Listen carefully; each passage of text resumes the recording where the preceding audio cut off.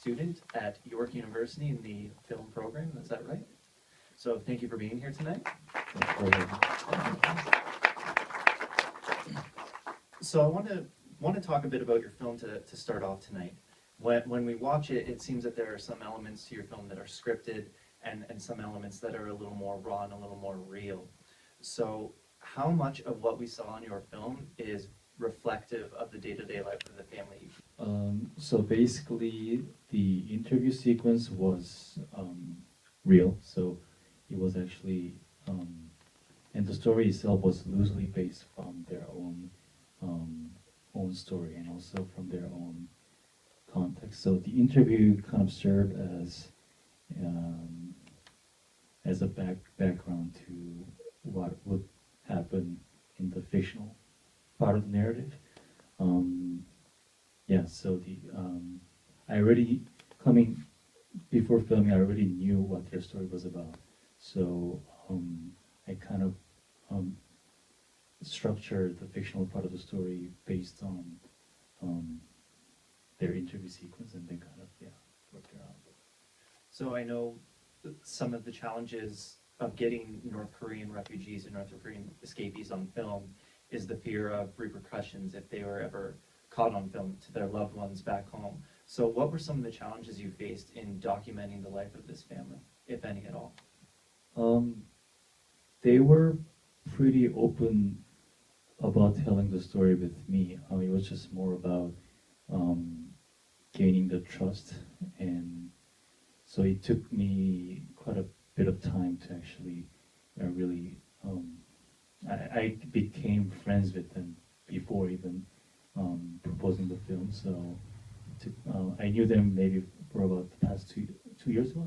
That's when I first met them. But it took me a while to actually propose the film. So it was mostly about trust and access. But once that was established, they were pretty open about it. As long as but there were some conditions. They didn't want to be identified with their real names, and also they were okay with this film being submitted to festivals, but except for the South Korean festivals in South Korea, just in case. So we've heard your film tonight with another film, Nowhere Home, and I think there are some parallels to be drawn there, especially when we're talking about human rights issues that happen in a place that is a little more familiar. Sometimes we think of things that are human rights issues as happening in other places that are over there. So what are some of the parallels that you can draw between your film and what we just watched from Nowhere Home? I guess for a lot of the refugees, I preparing for this particular film, I had to meet a lot of different refugee families here, and I think one thing I do find is that they do carry this emotional baggage from their experiences. So in a lot of cases, the kind of the trauma still sort of lives on, and I guess my intention was to sort of capture that those remnants of trauma that are found in day-to-day life and what is deemed to be the most very like quotidian life of a family, and especially with the child with his lunch situation. I mean that's a really common story for a lot of the immigrants' family. But I just thought, like, what if the same thing happens to a North Korean family? It's just the same lunch issue that every immigrant faces, but for them, what that signifies is has much more weight than other maybe immigrants have, because of the very fact that the very reason that they escaped was to flee from the famine. So so it's that kind of emotional. Yeah, I thought one of the emotional parts of the film was watching the child throw his lunch out into the garbage, knowing that this is a family that had escaped from famine. So when we watch these films, and especially if anyone's been to our previous festivals where we've done films about North Korea and we see people escape, we think it's a happy ending. and then your film shows that, well, there are some remnants, there's some stuff left over. So when do you think families like this and immigrant families or North Korean families can find peace? It's a good question. I don't know. I think for a lot of people is, for a lot of parents that they are here because of their family or because of their kids. I don't think anybody can actually, move on with what they've experienced. I guess the only thing they could hope for is for their kids or for their family is to start a different life. I guess that's the only thing they can realistically hope for. Right. Yeah. So I'd like to open it up to the floor now. Does anyone from our audience have any questions for Daniel up here?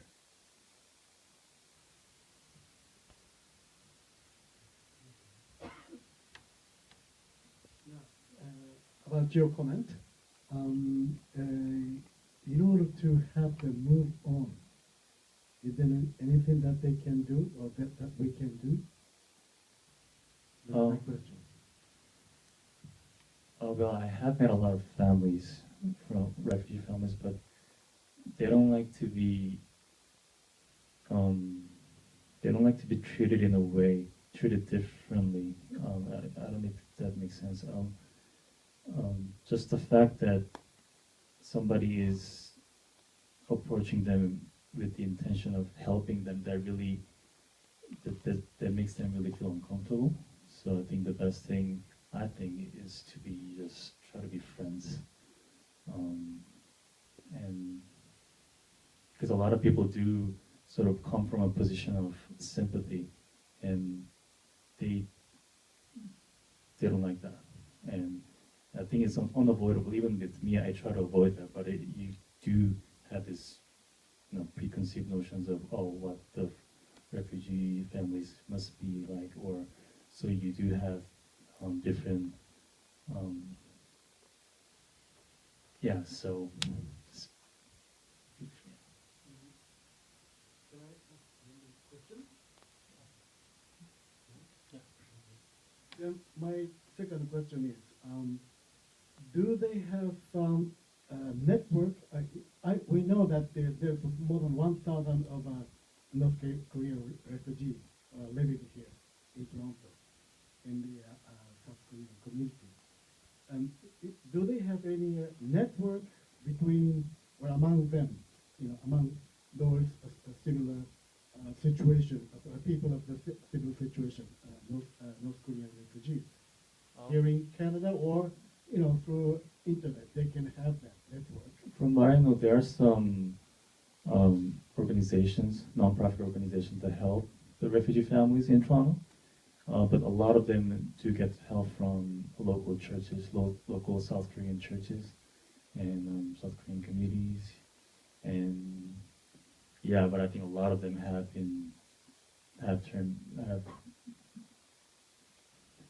it's mostly churches.